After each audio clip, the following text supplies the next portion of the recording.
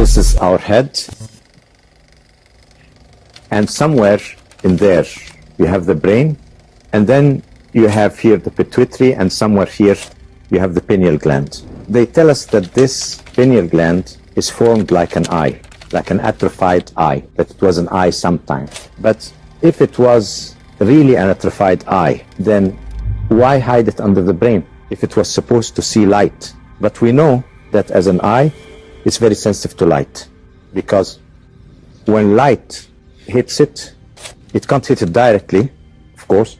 Somehow it gets the information about light, then it produces certain things, chemicals in your body, and when there is no light, it produces others. So the moment the light goes off, it starts producing things like, for example, melatonin, and it puts you to sleep.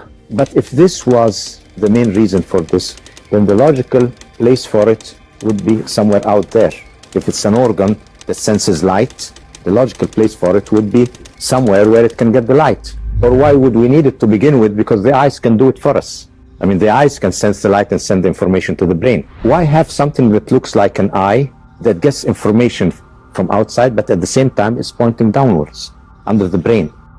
It must be, when we speak of its relationship to light. Now we are speaking about light being created in our system. We create our light. So it is sensitive, it could be sensitive to something there, but it is also related to some inner light. You know, this point in the ear, when you have your ear like that, in Chinese medicine, you imagine the ear like this to be like an inverted fetus, with the eyes here, the hands here, you see, and the legs here. It's like that.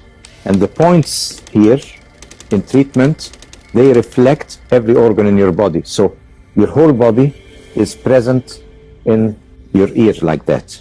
Now, in ancient times, there was nothing called jewelry. You wear jewelry here, you wear jewelry there. No. At the time when the door was open, you used things on your body for certain interactions with the forces of nature. So this point here in Chinese acupuncture is called the point of inner light.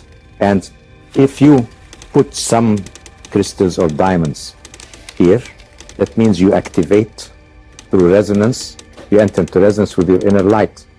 So your inner vision gets activated. And when they had the priestesses, the young priestesses in the temples, one of the way to activate their inner vision was to put any type of crystal or diamond here, depending on what you wanted to do, you see.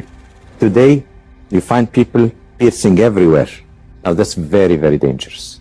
You could completely disrupt the functioning of your physical organs by piercing at this point or at that point or this point. They don't know that every point in the body is related to a certain organ, and you don't know the point you are piercing with what is it related, what are you really piercing, and what metal are you putting there, and what thing, something might be good in one place and not in the other, and all that. So it's very, very dangerous. We have seen, there is evidence that the ancient Egyptians did some piercing and things, and the Sumerians did it, or we have evidence of tattoos in ancient times and all that, but they chose the right symbol, the right shape on the right spot and all that. It wasn't just playing around. So if this is inner vision, why here? Why looking here? It must have a link here and something here. Ear spine goes down here, but why here? Is it looking at something there? The heart is the place where you have the most blood in your body. So it's the center of the fiery element. And fire produces light. So the mystical connection of light of the heart, perceived by the pineal gland, illumination, and then what's perceived out here with the visual center.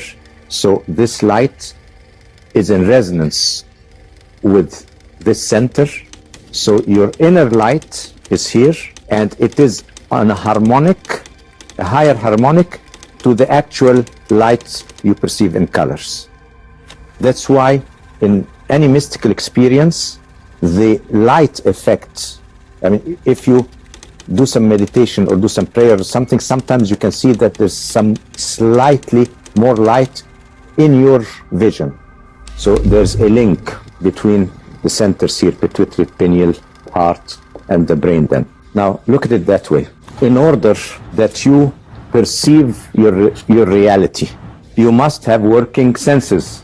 That means your body must function before you can perceive a reality. So what runs your body? Is it within your perceived reality or from outside? I mean, your heartbeat, your lung, all the rhythms of your body, the laws that govern life, are not coming from your perceived reality. They're coming from the total reality. The whole universe is working through you in there, and then you become alive, and then you make your perceived reality. But what really work, all those rhythms are methods of communication. Remember we said rhythm are communication. So you're communicating with the whole universe. Your life is through the life of the universe. What are the laws that make you breathe, think? Where do those laws come from?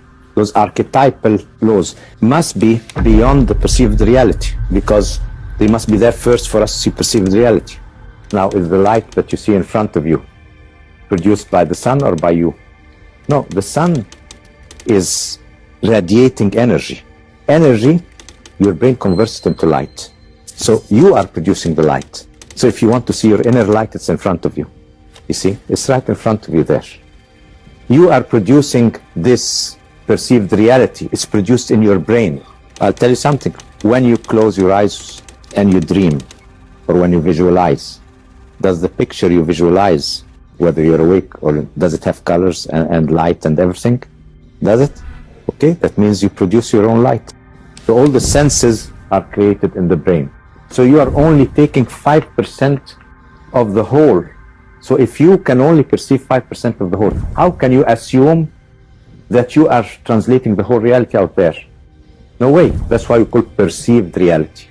If I make my reality, I'm like a projector, you know. When you go to the movies, you watch the screen, and then in front of you there on the screen, you see the film, don't you? You have to see the film out there, and you think the film is out there. Is the film out there? No, where is the film? No, it's in the projector. I mean, where is the film that you see out there? It's a roll of film in the projector. But you think it's out in front of you there, because it is projected there. What projects it? Light. Light. I'm taking another example. I'm going a step further. Now we went to the step after you produced it in your brain. Now we're taking the next step, you see. The next step is, after you produced in your brain, you have to project it outside. Because this reality, if it's not projected, it's not, you don't feel it as your environment. So the senses do not only capture information, it's not a one-way street. No, all your senses work both ways. So active in reception and active in projection. In the projection of your reality outside, and then you think it's outside you, but you are really projecting. It's like a projector. During the movie, you're living the film out there, but in reality, the film is in the projector. See, and the light is taking it out there. It's projected outside. So the projector is your brain, the film is in it, and you project it outside. Now, the act of projection and the act of producing light and all that, you see, takes energy. So a projector, if you keep it running for a long time, it will heat up. Same thing with you. I mean, seeing this reality, because it's a left brain operation, because your reality is sort of made up through the use of the activation of the senses, what happens is it overheats if you use it too much. So you have to sleep. You can only use it for so long, and then you have to sleep a bit. You can't keep this reality out there for a long time, because you need a certain amount of stress to have it. But there are easy ways. Whenever it gets too stressful, you daydream. So you activate the other part of the brain. And then some daydreaming is relaxing. See, if a person has too many problems, he just daydreams a bit, yeah, and then you feel, and with many people, it becomes automatic. You see, it becomes automatic. The more you stress them, the more they fly out. And the more you concentrate, because reality, you know, the left brain, okay, I see reality, I go more into concentration, puts more stress. Now, if I am producing my reality and I have a projector, I'm producing my reality. That means I can control it. I can put my hand in front of the projector, make some images, do things. So I can play with this reality if I'm producing. But it doesn't work that way. Imagine that there are 100 projectors producing the film. I can't, whatever I do with one will not even be seen out there. Even if I close it off completely, the film is still going on, you see. So it's like if I have one instrument with one string and I hit the string, I can stop it and the sound goes away. But now if I have a musical instrument and I hit one string and that's my string and then stop it, the sound will not stop. Resonance. So the reality through resonance becomes solid.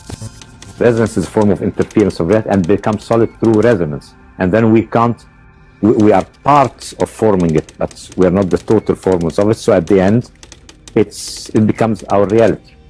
So this is our perceived reality.